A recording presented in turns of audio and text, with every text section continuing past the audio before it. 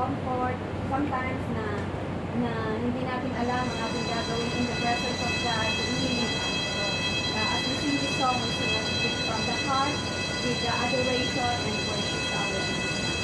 So, unang purpose natin why we gather today is because of Christ.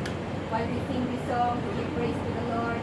We adore our living God. Let allow